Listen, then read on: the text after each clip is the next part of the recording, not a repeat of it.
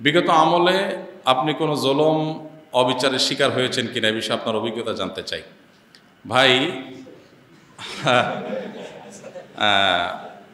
খুব ভালো ভালো প্রশ্ন আপনারা বাছাই করে করে মাশাআল্লাহ আজকের জন্য নিয়ে আসছেন দেখা যাচ্ছে।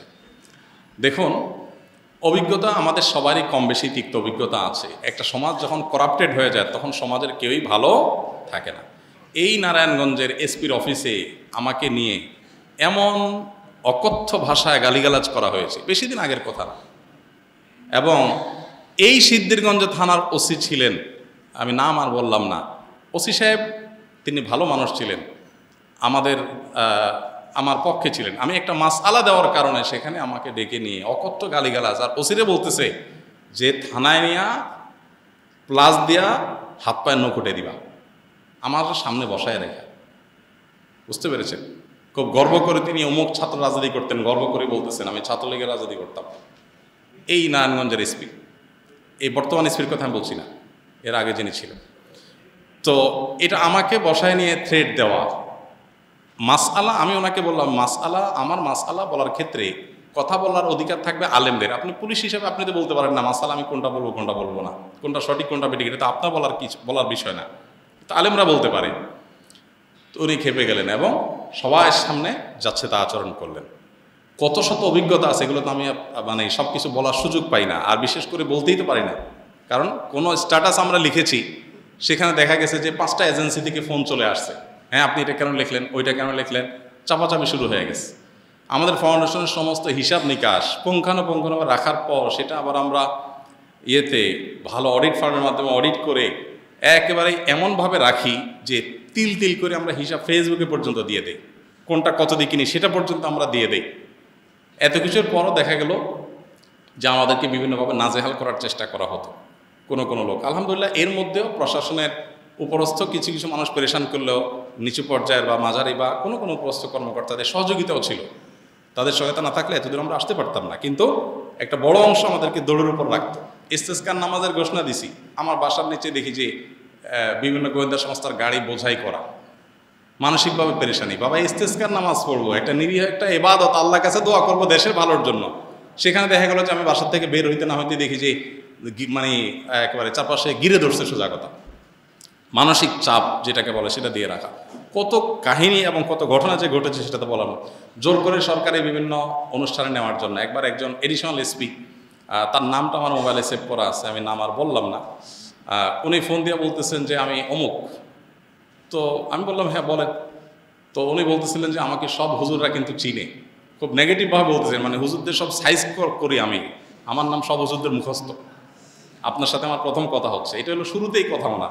এরপর কি হয়েছে বলে যে একটা অনুষ্ঠানে যাইতে হবে আপনাকে, সেখানে অমুক থাকবে, রাষ্ট্রের সবচেয়ে বড় বড় পর্যায়ের লোক তারা থাকবেন, আপনাকে যেতে হবে। কি হয়েছে সেখানে আপনাকে একটা বক্তব্য দিতে হবে। তো আমি বুঝছি যে আমাকে একটা প্ল্যান ওয়াইজ আমাকে দিয়ে একটা জিনিস করানো হবে। আমি বিভিন্নভাবে অপারগতা প্রকাশ করলাম, বলে যে রাষ্ট্রের প্রয়োজন আপনি অস্বীকার করতেছেন। হ্যাঁ আমি আমার রাইট আছে, রাষ্ট্র চাইলে আমার সেখানে বাধ্য করতে পারে না, আমি সাধারণ নাগরিক। যাই হোক, পরে শেষ পর্যন্ত আমার সেখানে যাওয়া লাগে না আলহামদুলিল্লাহ। তো এরকম পরিস্থিতি হয়েছে।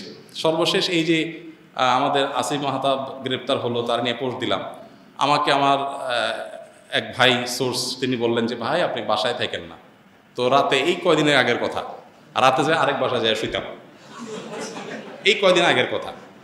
আগের বাসায় গিয়ে পালায় থাকতাম।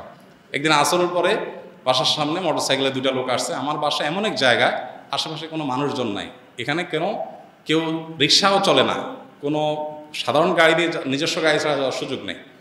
এরকম একটা জায়গায় থাকি আমি, সব মরুভূমি, আশেপাশে ঘাস, মানুষজন নাই। সেখানে কোনো মানুষ আসা তো স্বাভাবিক না। 2জন মানুষ আসরের আগ থেকে আইসা অপেক্ষা করলো।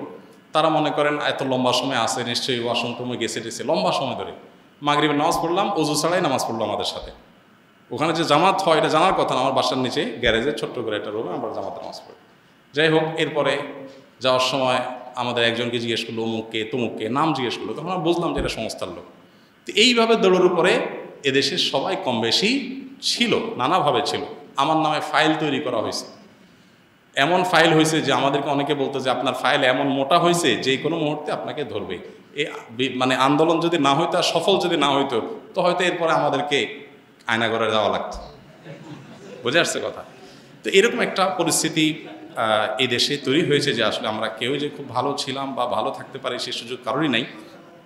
এরপরও আমরা আসলে সংগ্রাম করে চেষ্টা করে যতটুকু সম্ভব চেষ্টা করেছি অস্তিত্বটা টিকে রাখার জন্য। তার জন্য যে কত মূল্য দিতে হয়েছে, কত থ্রেট, এগুলো হজম করতে হয়েছে, সকাল বিকাল পালায় বেড়াইতে হয়েছে, হ্যাঁ, বিভিন্নভাবে টোপ দেওয়া হতো যে সরকারি এই সুবিধা নেন ওই সুবিধা নেন। আলহামদুলিল্লাহ কখনো সেই সুবিধাগুলো আমরা গ্রহণ করি নাই, এবং এ ব্যাপারে আল্লাহ তালা আমাদেরকে গাইড করেছেন। এবং দোয়া করি আল্লাহ তালা আমাদের প্রিয় দেশটাকে এমন নিরাপদ করে দেয় কেউ কাউকে ভয় করে চলতে হবে না।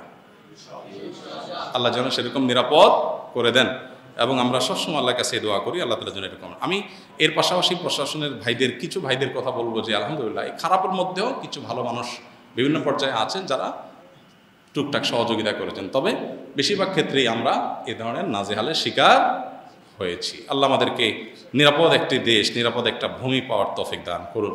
আমাদের সমস্ত কষ্টগুলোকে আল্লাহ তাআলা দূর করে দিন। সকল মাজলুমের জুলুমের অবসান হয়ে যাক, সকল বৈষম্য দূর হয়ে যাক। মানুষ পেটে ভাতে যাই খায় থাকে অন্তত নিরাপদে যেন থাকতে পারে, কোনো থ্রেট, কোনো হুমকির মধ্যে যেন থাকতে না হয়। কোনো একটা কথা লিখলে, কোনো একটা কথা বললে যদি 5টা টেলিফোন আসে আর চাপ আসতে থাকে, তাহলে মানুষ স্বাধীনভাবে কোনো কথা বলতে পারে না। আর মানুষ যখন লেজ বড় হয় বা গাছ যখন বড় হয় তখন বাতাসও বেশি ধরে। কাজ যাদের যত বেশি তাদের উপরে প্রেশারও তত বেশি আসে। আল্লাহ তাআলা এই প্রেশার মুক্তভাবে, অন্তত অন্যায়ভাবে যে প্রেশারগুলো হয় এগুলো মুক্তভাবে আল্লাহ তাআলা আমাদের সবাইকে এই প্রিয় মাতৃভূমিতে চলার তৌফিক দান করুন।